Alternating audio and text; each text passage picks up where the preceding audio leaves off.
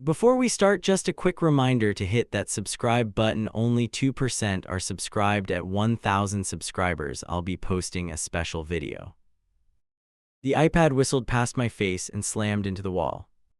For a second, I honestly thought one of the other parents had thrown it.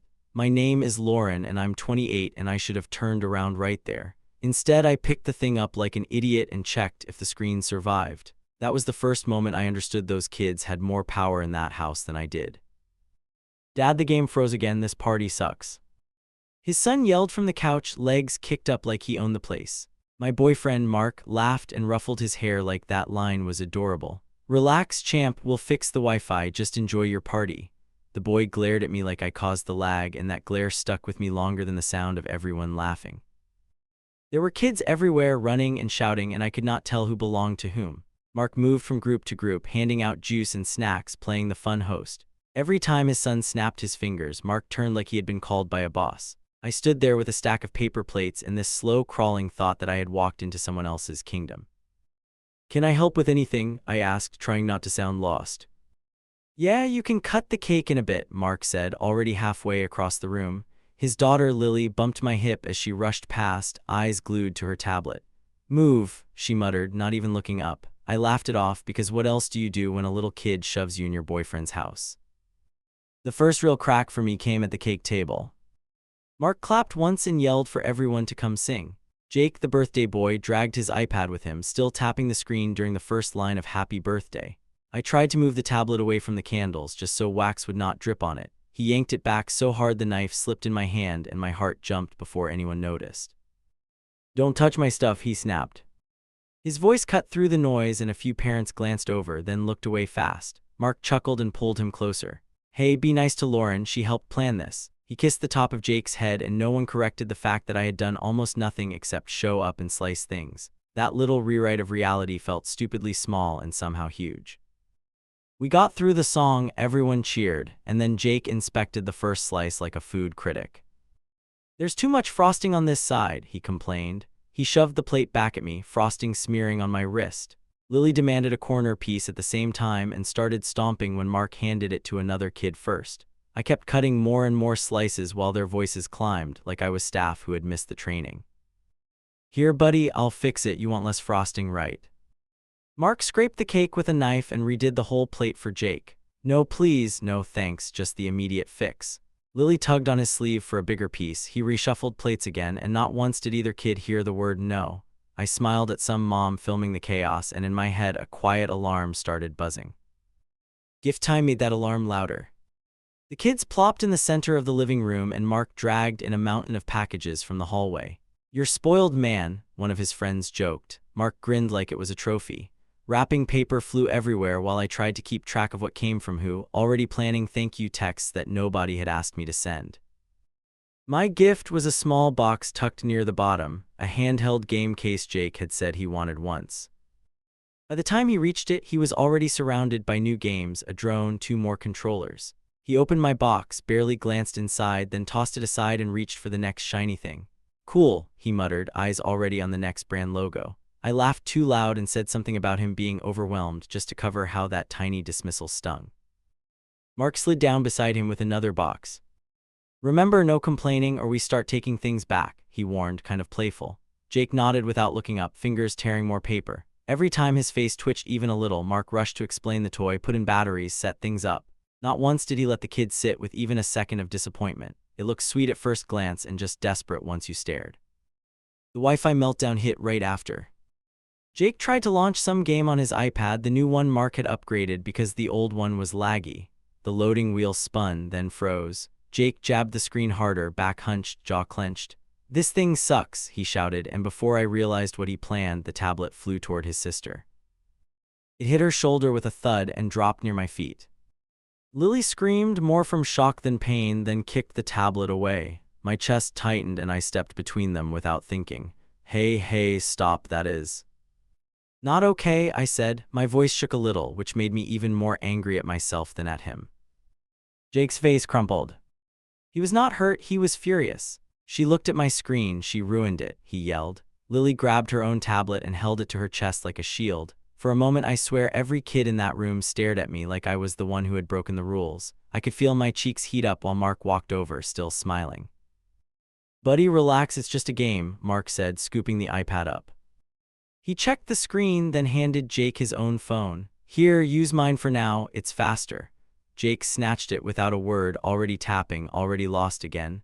Lily whispered "snitch" under her breath as she brushed past me, and I had no clever adult response for a 9-year-old and his little sister. I pulled Mark toward the kitchen. "Did you not see him throw that thing at her?" My voice came out sharper than I planned. Mark opened the fridge like this was a casual chat, not a safety issue. "He got worked up, he is hyped from the party, you know how birthdays are," he said. That word, hyped, stuck with me because it turned a violent throw into some cute sugar rush. "He could have heard her," I insisted. I tried to keep it calm, tried not to sound like I was attacking his parenting. "You cannot hand him your phone after that, it just teaches him that it works."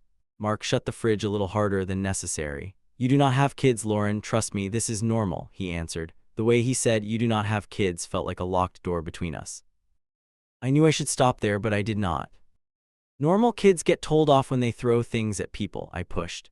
I could hear the noise from the living room, game sounds, shrieks, that endless digital chatter. Mark rubbed his forehead and sighed. "Please, just let them enjoy today. I do not want drama on his birthday," he said, and somehow I became the person bringing drama by asking for basic consequences. We walked back into the living room, and Jake was sprawled on the couch with both screens now. The iPad rested beside him, Mark's phone in his hands, his eyes locked on two different worlds at once. Lily sat near his feet with another tablet from God knows where. A couple of parents watched them with tiny frowns, then shrugged and checked their own phones, like this was just how things went now. I started gathering torn wrapping paper, stacking empty boxes, cleaning as a way to stay busy. Every time I bent down, I caught some new purchase blinking from the floor, another gadget Mark had just wanted to see him smile with. Jake did not thank anyone, he did not look at anyone, he just shouted, "The Wi-Fi better be fixed before my friends come back next weekend," like this house was a hotel with staff. That line echoed in my head long after he said it. At some point, I felt Mark's arm slide around my waist. "Hey, you okay? You look tense," he murmured. I forced a smile and nodded.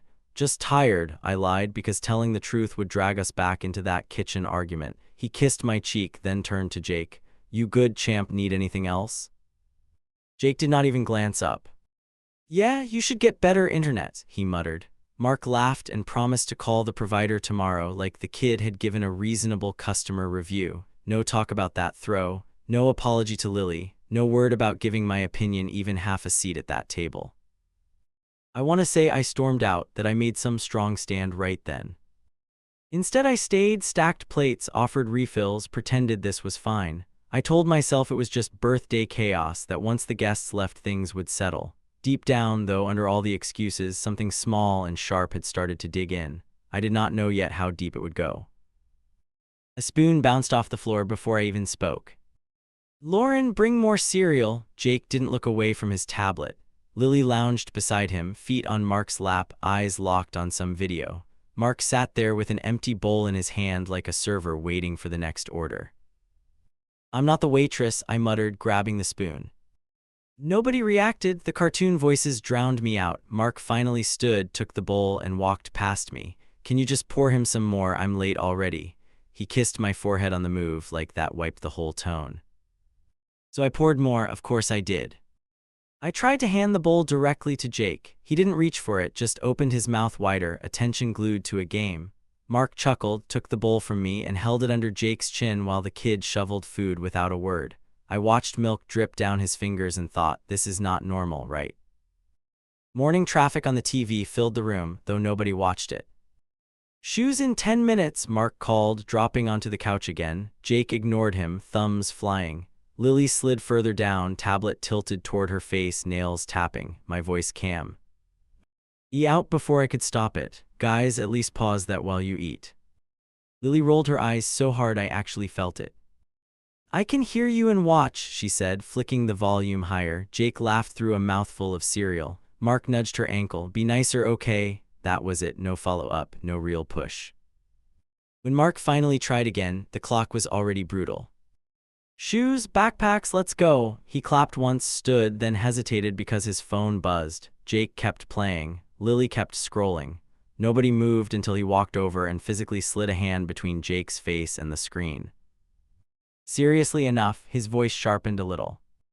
Jake jerked the tablet away. I'll lose the match, you ruined it. Lily moaned about her show. Mark exhaled, pulled the tablet from Jake's grip, and that's when the screaming started. Not whining, full volume, my teeth clenched on instinct.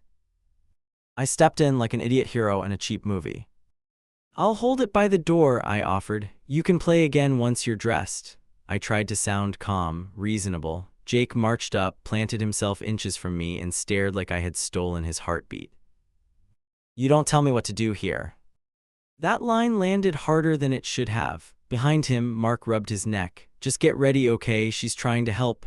Jake kicked the baseboard, then stomped down the hallway. His door slammed. I don't know why that sound felt like a vote I had already lost. By the time they left for school, my head throbbed. Mark rushed around grabbing keys, backpacks, forms he forgot to sign. The kids barked requests for snacks and chargers and emergency game cards. I watched him stuff things into bags without checking, just to keep them from flipping out. When the door finally closed, the house felt like a stage after a bad show. He came back in, hair a mess, grin tired. They're a lot in the morning, he laughed. I leaned on the counter, arms folded. You realize they speak to you like you work for them. The words came out softer than I felt. He shrugged, reached for coffee, gave me that practiced easy smile. They're kids, they're not polite first thing, he answered. I almost let it go, almost. There's a difference between grumpy and treating people like staff. He kept stirring his mug, eyes on the swirl. Don't start, please, mornings are hard enough. And just like that, I was the problem again. Afternoons had their own script.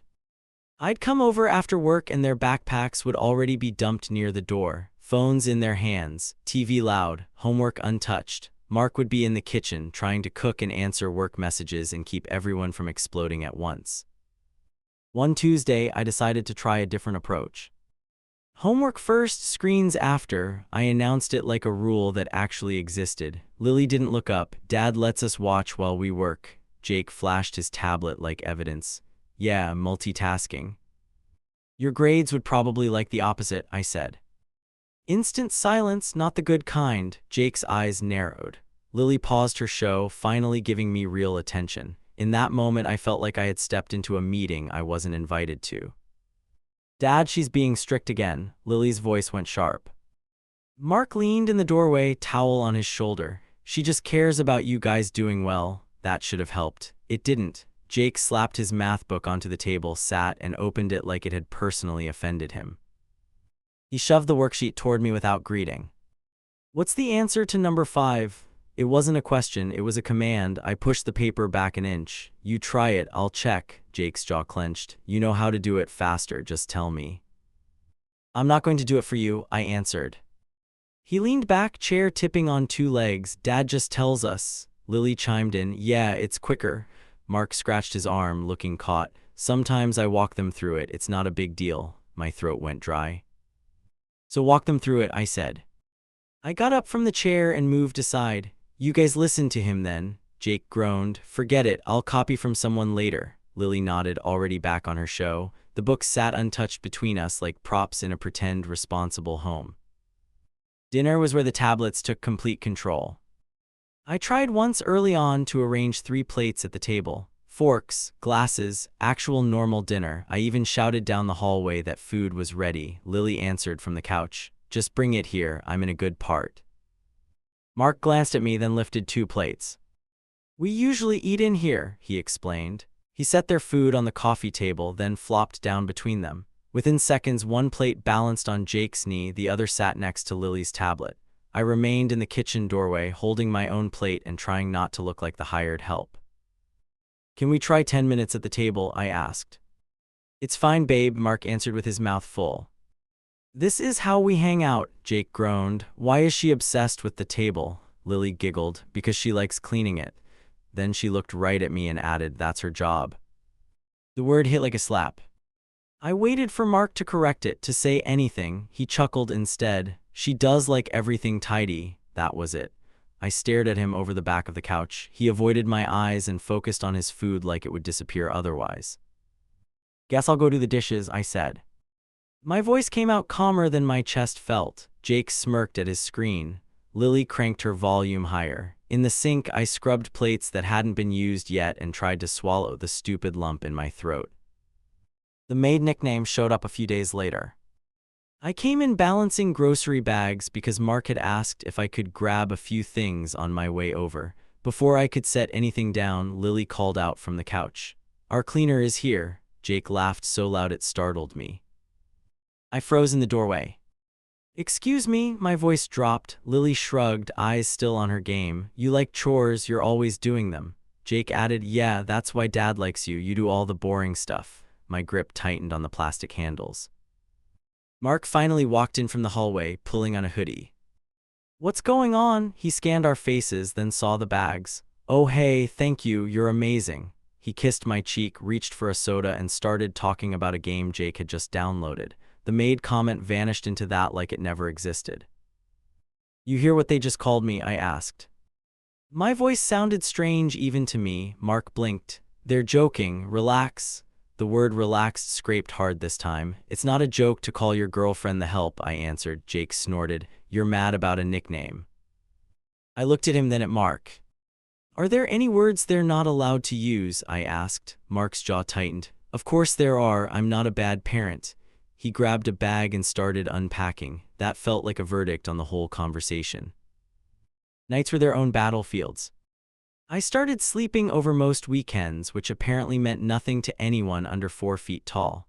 The first night I found both kids already in Mark's bed, sprawled sideways, watching videos, crumbs everywhere. He tossed me a helpless grin from the doorway. "I told them to sleep in their rooms," he said. Jake didn't move. "We're not tired." Lily scooted closer to the middle, blanket pulled up under her chin. "We miss you when you're with Lauren," she whispered. Mark's face softened in an instant. Those words were loaded, and everyone knew it.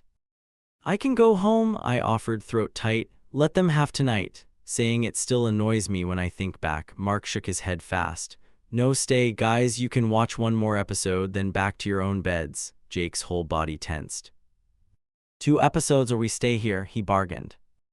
That tiny voice, that fake wounded tone, it worked every time. Mark caved. "Fine, 2 short ones."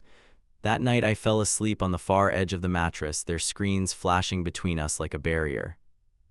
Little patterns started stacking on each other.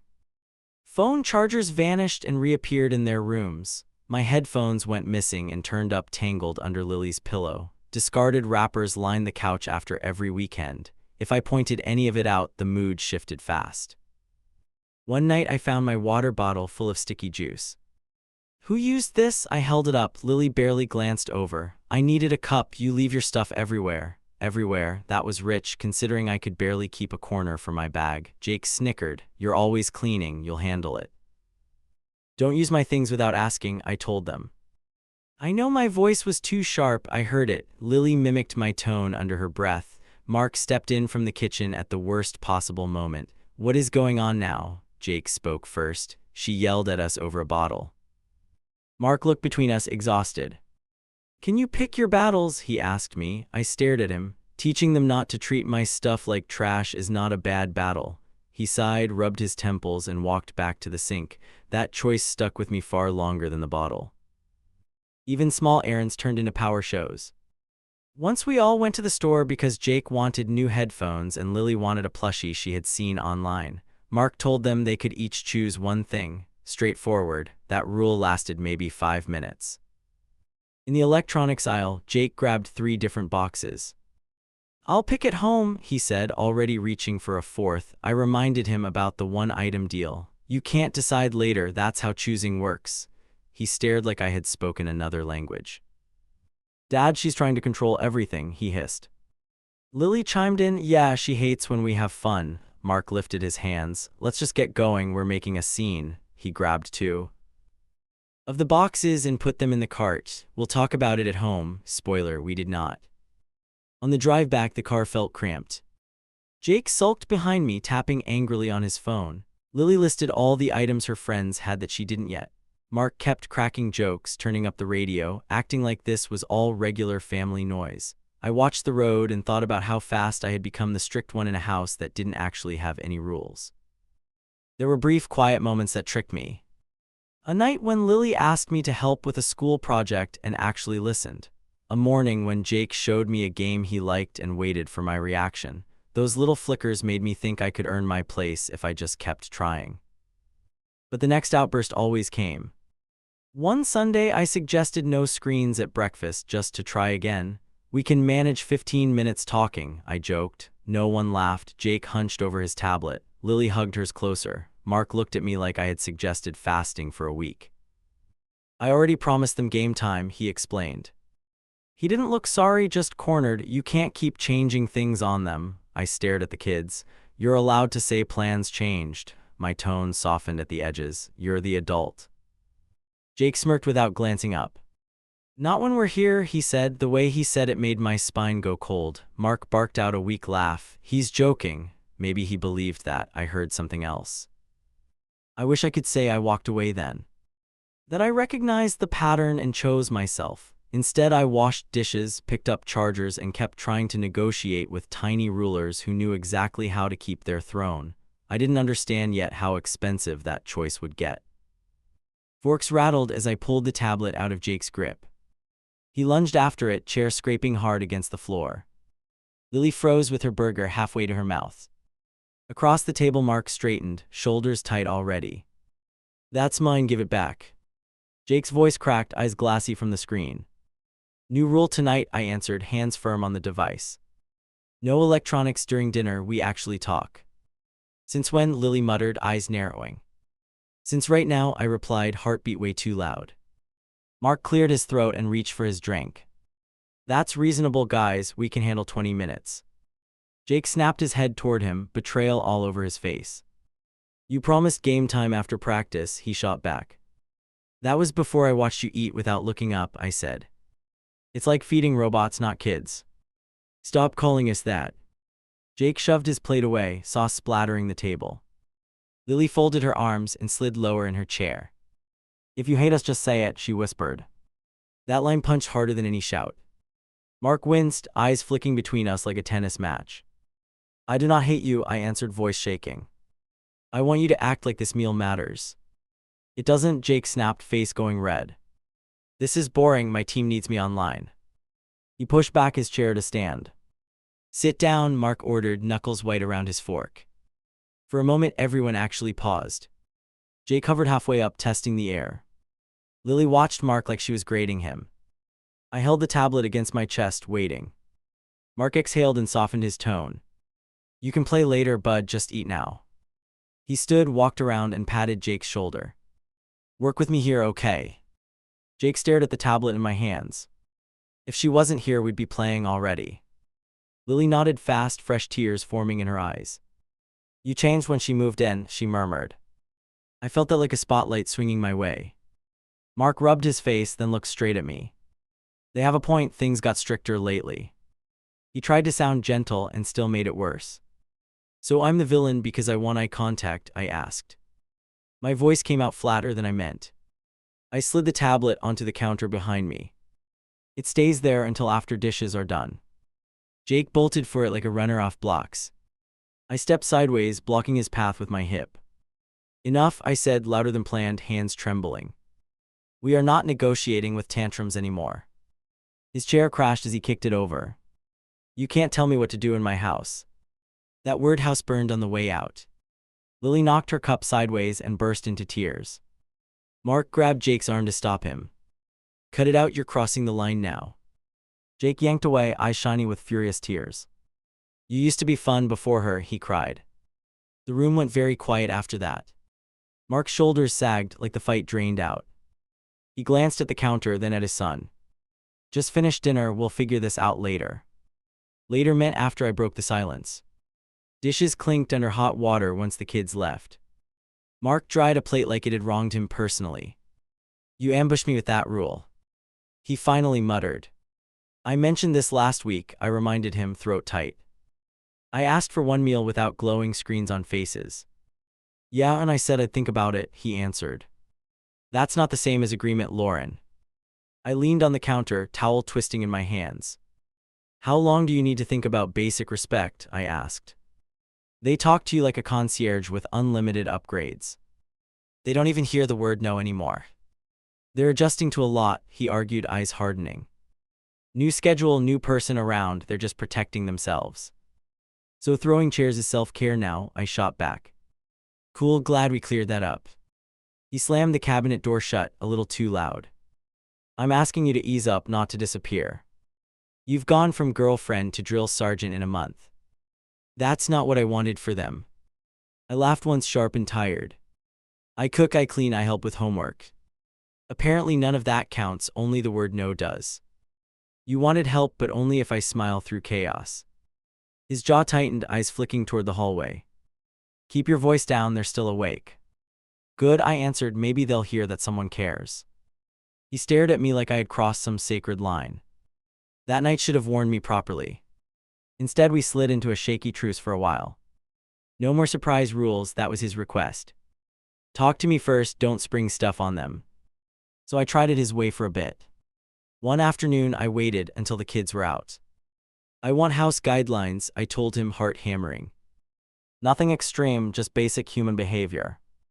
He leaned back on the couch with a long breath. Okay, what are we talking about exactly? He asked. I read from the notes on my phone. Screen time limits, chores, no yelling at people serving you. Feels intense when you say it like a list, he joked. I stared at him until the smile died. Pick 2 to start, I offered, trying compromise. We can build slowly if you actually back me. He tapped his knee, thinking longer than usual.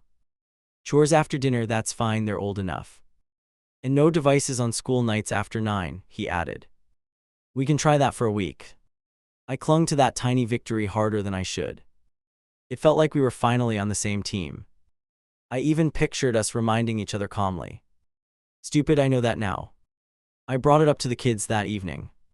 New plan, I said, handing them each a sponge. Your dad and I agreed on some regular jobs. Jake spun the sponge between his fingers like a toy. I didn't agree, he said, gaze fixed on me. You weren't asked, I answered, gentler than I felt inside. Loading a dishwasher will not end your childhood. Lily groaned but took hers from the counter. Do I at least get time and a half? Jake joked. Mark laughed from the couch without looking over. You get to live inside 4 walls, that's payment. I waited for him to join us and he did not. We managed 10 whole minutes of cooperation. Then Jake banged a plate too hard on purpose. This is stupid, my friends don't have to do this. He let the sponge drop and walked off. Hey, come back and finish, I called, chest tight. He kept walking like I hadn't spoken at all. Jake, Mark finally yelled from the couch. You heard her, get back here. Jake stopped in the hallway and turned slowly. I'll do it if she stops bossing us, he replied. She likes acting like our manager. He looked directly at me, waiting for a reaction. I wiped my hands and met his eyes. I like living in a place where people contribute. That includes me, your father, and both of you. He snorted and disappeared into his room again. That night ended in another tight conversation. In our room, Mark closed the door and leaned on it. You're picking the wrong hills here, he started quietly. This stuff is small, you're making it heavy. It's not small when they ignore you like furniture, I answered.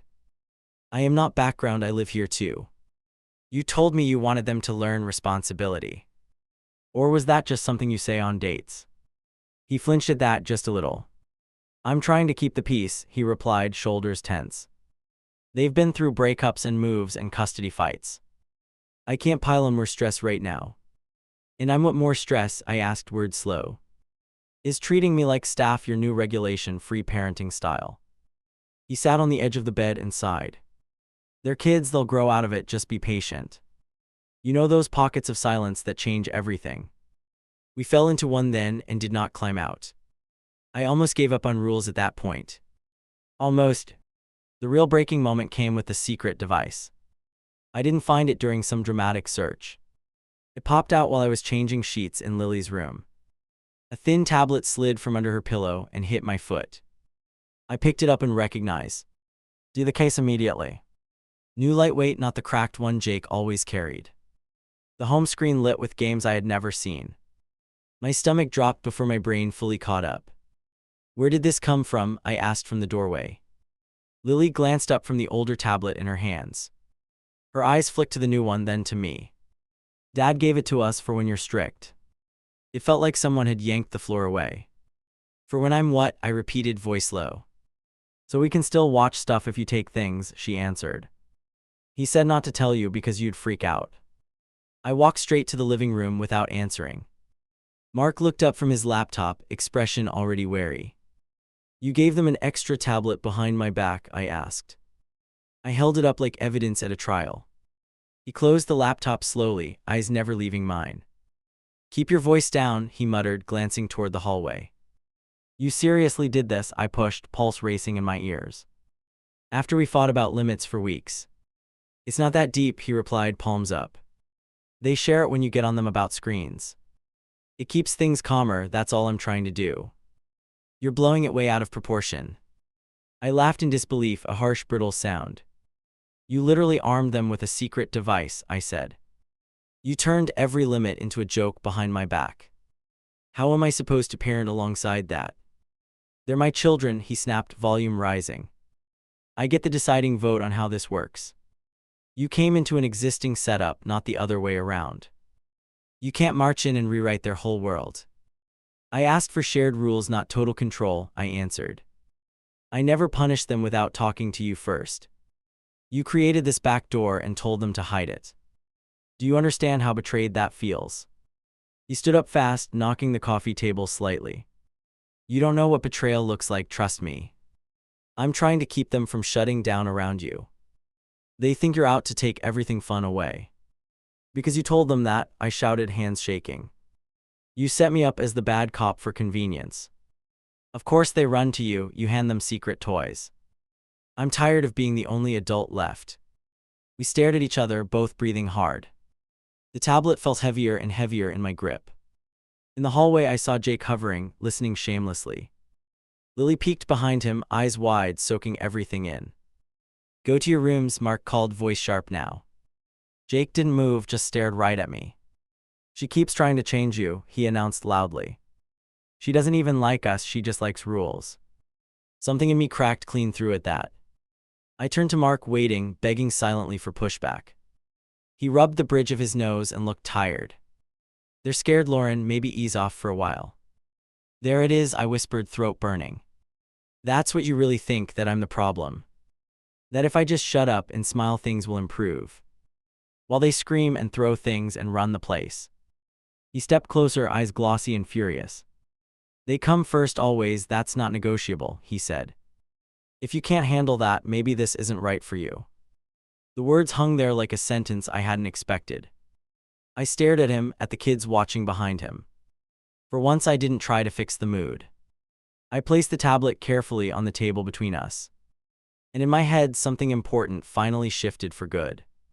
My debit card got rejected in front of a full line.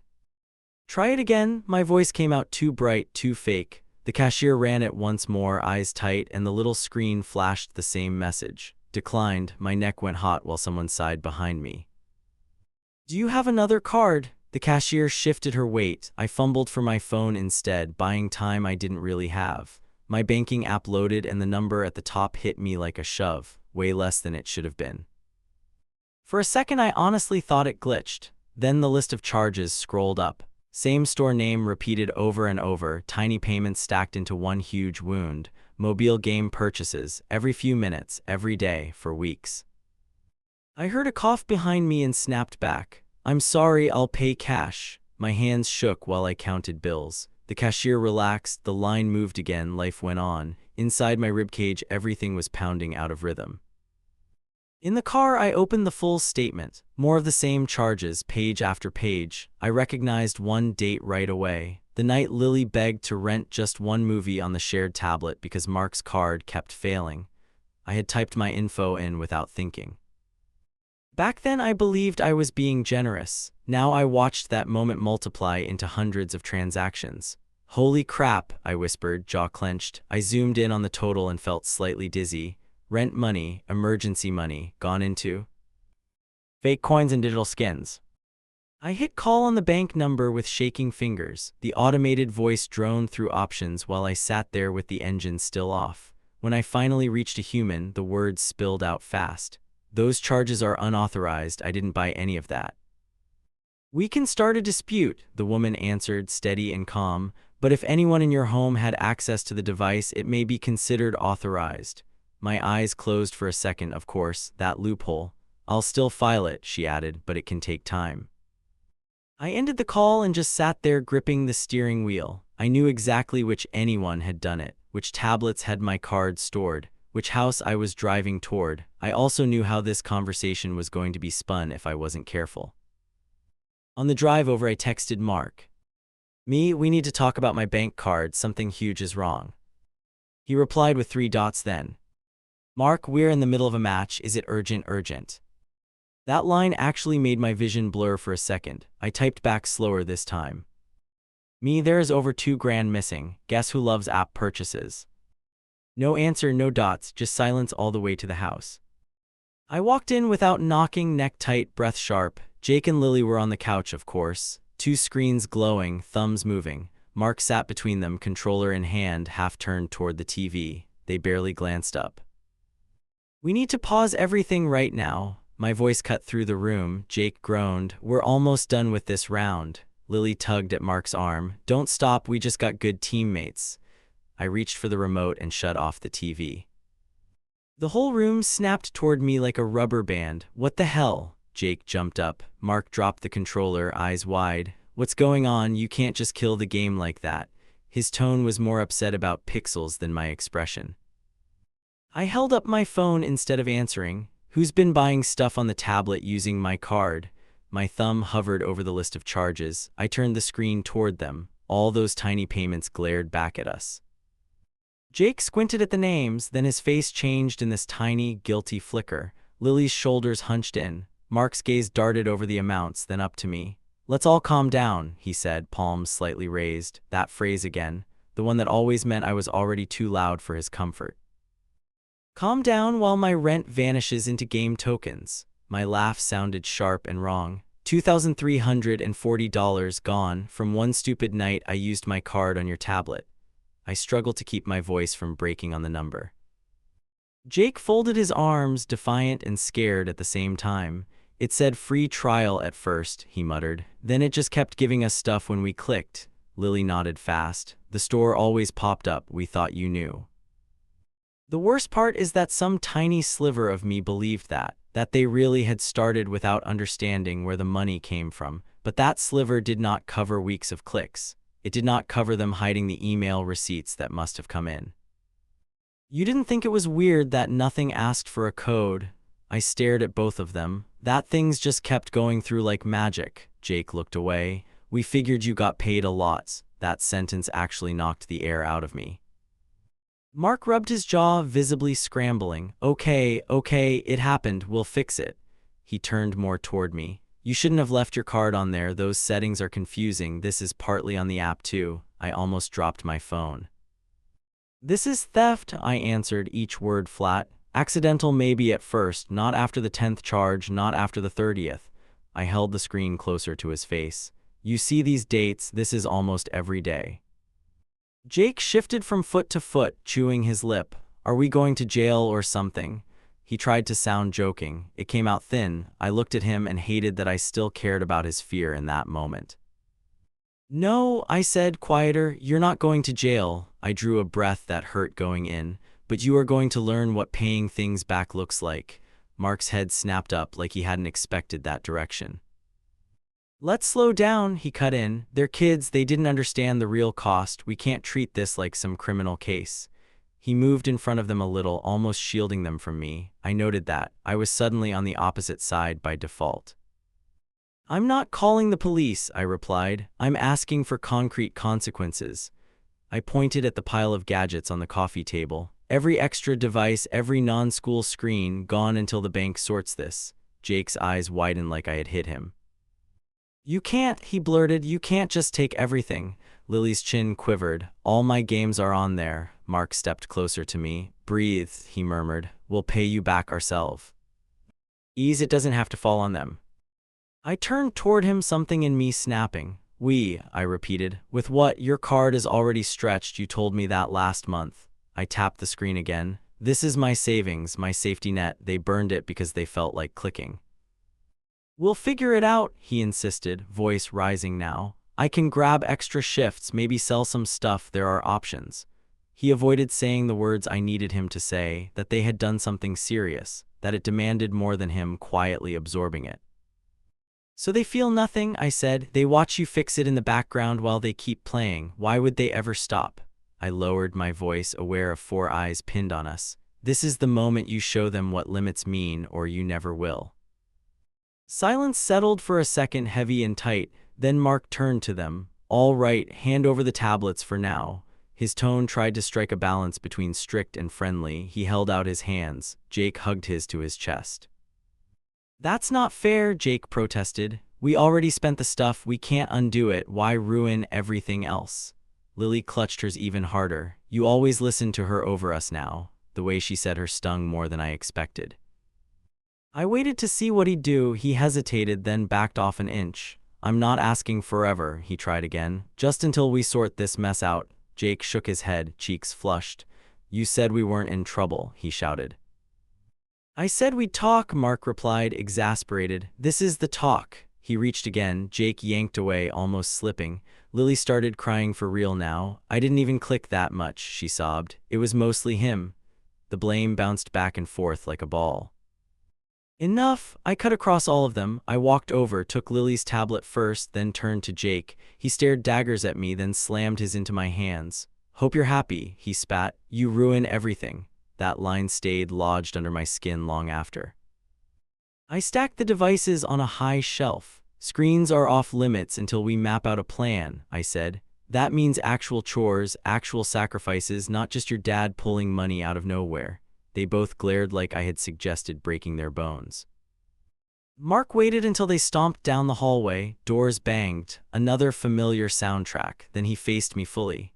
"You backed me into a corner in front of them," he accused. "You know how they get when things are ripped away." "They ripped money out of my account," I answered. "No one held their hand there." I could feel my voice climb again. "If you can't stand firm with me on this, I honestly don't know what we're doing anymore." He paced a short line between the couch and the shelf. "I said I'll help repay it," he repeated. "I'm not shrugging it off. They're already dealing with so much guilt, piling on more punishment will just make them hate you." There it was again, the threat underneath everything. "Maybe they should dislike what they did," I shot back. "It's not my job to audition to be their favorite adults." My chest felt tight, but my words came out clearer than ever. "I need you to stop treating me like an overreacting babysitter." He looked at me for a long time, expression unreadable. "You knew I would always protect them," he said quietly. "I told you that from the start." I nodded once. "Protecting is not the same as shielding them from reality," I answered. "Right now you're doing the second." We did file the dispute, we did cancel the card, he did sell a few things to give me part of the money back. On paper, steps happened. In the house, though, the story retold itself. "Remember when Lauren lost it over some game charges?" That is how Jake phrased it to a friend one day, not knowing I could hear. That sentence lodged deep. I kept moving through the days anyway, cooking, cleaning, pretending we were recovering from the money drama. I told myself kids take time to adjust to new boundaries. I told myself this was the low point before improvement. I was very wrong. The second incident looked smaller at first, quieter. It crept up on a random afternoon. Mark had taken the kids to the park, then for ice cream. I stayed back to answer work emails and change the sheets. When they came home, the dog barked once at the door, then went silent. I noticed that silence without really processing it. I heard wrappers crinkling, kids laughing, a game starting up again. No more barking, no scratching, just nothing. For a while I assumed Mark had let him out briefly and forgotten to tell me. An hour later I stepped outside with a bag of trash. The air hit me like a slap. The dog was pressed against the back door, whole body shaking, fur soaked from the sprinkler system that had kicked on. His water bowl lay knocked over. He whimpered when he saw me. My stomach lurched. "Oh my God, how long have you been out here?" I dropped the bag and crouched down, fingers running over his back. His nails were worn down from scratching at the door. There were marks on the frame. He leaned into me like he was desperate. I opened the door and he bolted inside, nails skidding on the floor. The noise finally pulled Mark's attention away from the couch. He turned, controller in hand. "What happened? Why is he soaked?" Behind him, Jake barely looked up. Lily flinched. Because he's been locked outside alone, I answered. My voice came out low and cold. I focused on Lily. Were you the last one to let him out? She froze, eyes big for a second, then tried to flick them back to her screen. Answer me, I added, sharper now. Mark glanced between us. Hey, don't grill her, it was probably an accident. Lily swallowed. He was barking so much he wouldn't stop. I just closed the door. She lifted one shoulder like it was no big thing.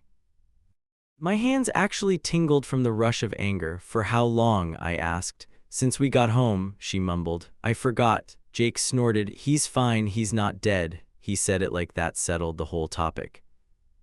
I stared at the dog, then at them. He is shivering, I pointed out. His claws are worn down from trying to get back in. You ignored him while you sat here and played. My voice shook on the last word, not from volume, from something worse. Mark set the controller down with a sigh. We'll get him dry, he said. Lily, you should have told us, but it's done now. He moved toward the dog with a towel. Let's not turn this into another huge production. Another huge production, I repeated. He is a living thing, not some toy you toss outside when it's inconvenient. I looked straight at Lily. What did you think was happening while he cried at the door? She frowned. It was annoying, I couldn't hear my show. There it was, the part that really scared me, not just the mistake, the fact she could say that so flatly. You ignored an animal in distress because it messed with your entertainment, I said. Do you hear how that sounds? Lily's eyes filled finally. You're making me feel like a monster, she cried. She buried her face in the couch. Jake muttered something about drama under his breath. Mark shot me a warning look. Tone it down, he urged. You're going too hard. I laughed once, humorless. Too hard is leaving him soaked outside until he stops making noise, I replied. If that doesn't shake you, something is wrong. I ran a hand over the dog's head. He stayed pressed against my leg, refusing to leave my side. Mark knelt beside us and started drying him gently. It was a bad choice, okay, he said. She'll apologize, we'll keep a better eye on the door. He glanced at Lily. Tell him you're sorry, she sniffled. Sorry, I forgot. It sounded rehearsed and thin. That's it, I asked. No loss of screens, no extra responsibilities, nothing to make the connection that you can't just abandon something breathing because it bothers you. My words came faster now. You realize this is not just about noise, right? He straightened up slowly. You always jump to the worst conclusion, he accused. She made a mistake. You're acting like she tortured him for fun. I stared at him, unable to believe we were on opposite sides of this too. Kids test limits, that's what they do, he continued. If we slam them every time, they'll stop coming to us at all. I shook my head. This isn't about coming to you, I answered. This is about basic empathy that is supposed to come from you. He opened his mouth, closed it, then rubbed his forehead. What do you want me to do? Spell it out, he asked. Take every device, ground them for a month, force them to write essays about animal care. His sarcasm hit hard, not because it was sharp, but because he meant it. I want you to act like this shook you, I said softly, because if it didn't, that scares me more than them. I met his eyes. I want you to show them that hurting something has weight, not just a quick oops and back to the game. The dog leaned harder into my knee, still trembling. I could hear the faint sound of Lily's show playing again under her sniffles. Jake had already returned to his phone. The moment filed away as another flare of Lauren's intensity. I realized then that the money thing, as awful as it was, could technically be fixed with time. Payments, disputes, side gigs, numbers can change. This, though, ignoring a desperate animal because the barking covered dialogue, that lived in a different category in my head. Later that night in our room, I tried one more time. That was not normal, I told him. You know that in your gut, even if you won't say it. He stared at the ceiling. I know it wasn't good, he admitted, but I also know piling on shame will not magically turn them into saints. I'm not asking for saints, I answered. I'm asking for signs you even want them to grow up decent. I paused, choosing words that felt like walking on glass. Right now, every time I try to draw a line, you err. See it behind me. He rolled onto his side, finally looking at me. Because your lines always come with this intensity, he murmured. Like everything is an emergency, it makes them panic, it makes me panic. I can't live in constant crisis mode. I held his stare for a long beat. Things feel like an emergency because no one listens until I yell, I replied. If you backed me when I spoke low, I wouldn't have to go high. My voice dropped on that word, already tired. He closed his eyes. They're my kids, he whispered. They will always come first. I nodded, the edge in me finally turning cold instead of hot. Then maybe they deserve a father who shows them what that actually means, I said, not just who hands them devices and cleans up their chaos. I slept with the dog pressed against my legs that night. In the dark, I listened to game sounds faintly bleeding under their doors. Every beep felt like a tiny reminder. Money lost, empathy skipped, lines blurred until only one thing stayed clear. I couldn't keep pretending this was just a rough phase anymore. I dropped the suitcase on the bed and started throwing clothes in. My hands moved fast while my brain screamed at me to stop. I could hear the kids in the living room arguing over some game, sound effects leaking under the door.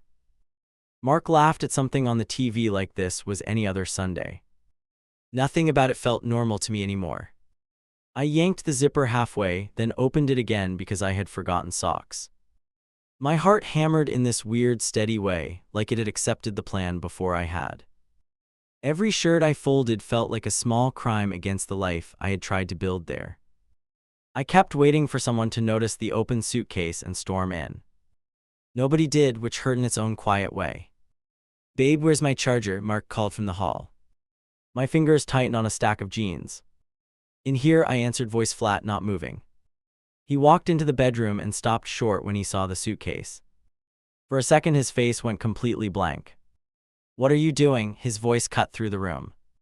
I placed the pile of jeans inside and forced myself to look up. "I'm leaving," I said, and hearing it out loud made my stomach twist. He laughed once like he thought it was a bad joke. "That's not funny, stop packing." "I'm not joking," I replied, still folding, still moving. I can't stay in a house where cruelty is just another mood. Saying that made my chest burn because I knew he would go straight to defense. His jaw clenched exactly the way I expected. "You're being dramatic again, this is just a rough patch." "I keep waiting for the rough patch to end," I answered. "Instead it keeps leveling up." I slid my toiletries bag into a side pocket and zipped it shut. "I asked for therapy, you shrugged it off. I asked for rules, you made secret workarounds." He stepped closer, hands up like he wanted to calm a wild animal. "We fixed the money thing," he argued, eyes sharp now. "I owned that I helped, I apologized. You keep dragging it around like proof that we're doomed." I almost laughed because that was the tiniest piece of it. "It's not just the money," I said, shaking my head. "It's the way you rewired every consequence behind my back. It's the way leaving the dog outside barely shook you. It's the way they learned nothing from any of it except complain louder." I heard my own voice rise and I did not pull it back. "You think I don't care about my own kids?" he snapped, eyes flashing.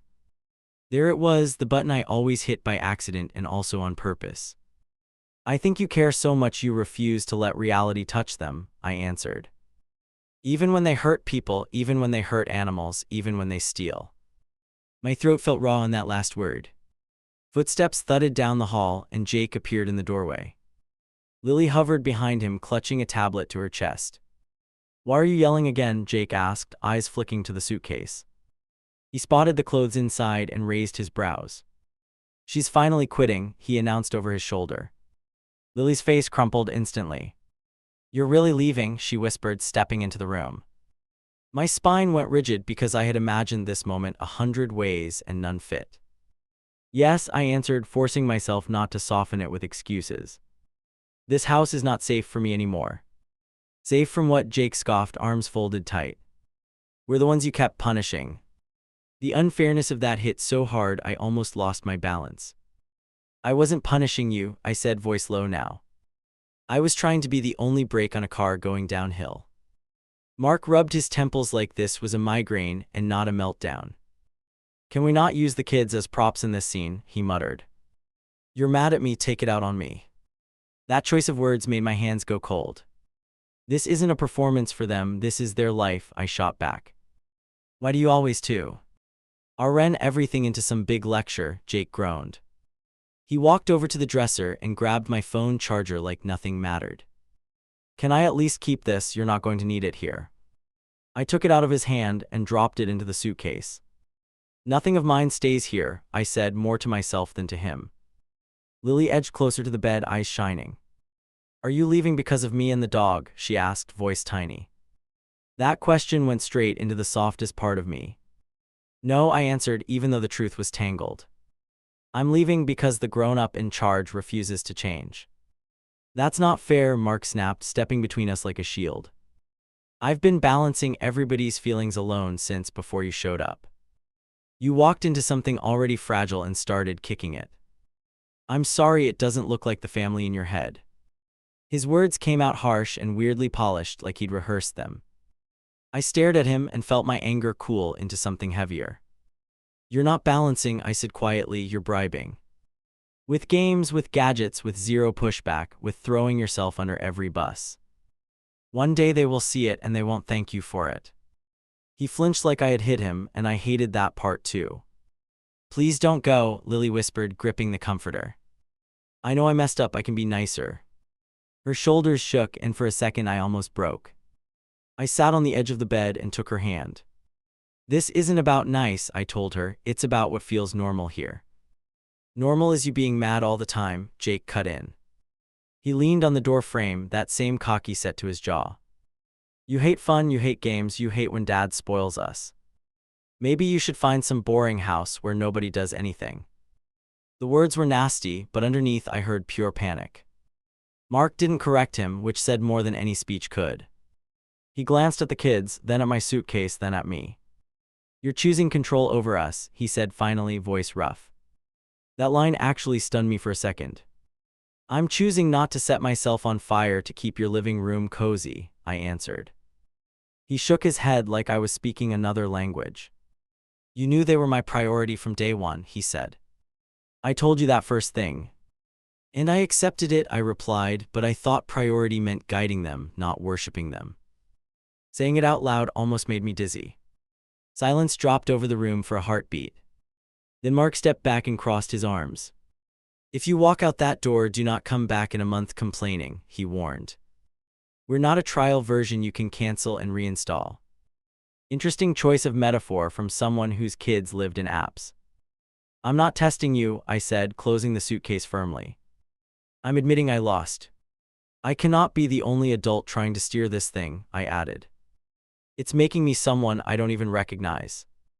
That part hurt more than I wanted to admit. I stood and dragged the suitcase off the bed. The wheels thumped on the hallway floor, louder than they needed to. The dog trotted after me, tail low, ears pinned back. At the front door, he pushed his nose against my leg. My chest tightened so hard I had to bite the inside of my cheek. "I'm coming," Lily cried from behind us. She rushed forward like she might bolt out with me. Mark caught her by the shoulders and pulled her back gently. "You're not going anywhere," he told her, voice firm for once. She clung to his arm and sobbed into his sleeve. "Can I take him?" I asked, nodding toward the dog. The word surprised even me. I knew the answer before I opened my mouth, but I asked anyway. Mark stiffened. "He stays here, he's their dog," he replied like the decision was obvious. The dog looked from him to me and whined. I crouched and wrapped my arms around his neck. "I'm sorry, buddy," I whispered against his fur. "I should have left sooner, before you ever got locked out." He tried to follow when I stood, nails sliding on the floor. "Back," Mark ordered, pointing down the hall. The dog hesitated, then slunk away with one last glance. That image still wakes me up some nights. I grabbed my keys off the hook without looking at anyone. "Good luck," I said, and my voice almost held. Outside, the air hit me like a slap and a hug at the same time. I loaded the suitcase into my trunk with clumsy movements. Through the front window, I saw Jake pacing with his phone, already ranting. Lily was curled on the couch, clutching a pillow like life support. Mark stood in the middle, arms hanging, looking smaller than I had ever seen him. Part of me wanted to run back in and say I changed my mind. That I would try softer, speak gentler, let more of it slide. But I could also picture the next tablet thrown, the next ignored bark, the next bill. My hands shook as I started the engine. I pulled away while my heart stayed par. Ked in their driveway. The first night in my new place felt wrong in every direction. Too quiet, too still, too much space in my head. I sat on a mattress on the floor with takeout I barely touched. My phone lit up over and over with messages I watched without opening. I was scared of which ones would break me more. Eventually, I swiped and started reading. From Mark, kids are a mess, hope you're happy. Then, a minute later, Jake keeps saying you hated him, Lily won't stop crying. Another ping, you really walked out instead of working on this. It was blame dressed up as concern, and it landed like a punch. I typed out 3 different replies and deleted every one. The first was an essay about boundaries, the second pure rage, the third just I'm sorry. None felt clean, none felt honest, none felt safe. In the end, I sent 2 lines. I couldn't fix it alone, I still care about all of you. He did not answer that night. Days passed and contact turned into short updates. School was rough today, they miss you, I'm exhausted. Once he added, you were right about some stuff, they are wild lately. I stared at that one for a long time. I'm not going to lie and pretend leaving cured anything inside me. I still wake up some mornings convinced I abandoned children who needed another adult. Other mornings, I remember the dog shaking by the back door and feel sick that I ever stayed. My brain flips between those versions of me like channels. Neither gives full relief, both feel true. Sometimes friends say things like, you did what you had to do. They never sat in that living room while a 9-year-old decided the rules. They never watched a grown man flinch at the word boundary. Easy comfort sounds nice, but it slides right off. The guilt sticks, the relief sticks, everything sticks. If you're waiting for a tidy moral, I don't really have one. I know I stopped living in a place that turned me into someone I hated. I know I left 2 kids with a father who loves them and also fears their anger. I know they will grow up with a version of me that might sound like a villain. I do not get to edit that story anymore. On my better days, I try to focus on the only part I could actually control. I walked away from a house where love meant swallowing everything that hurt. I chose to stop begging for the smallest line in the sand. Maybe that is selfish, maybe that is finally adult, maybe it is both. I still don't know if I ran from them or finally stood up for myself.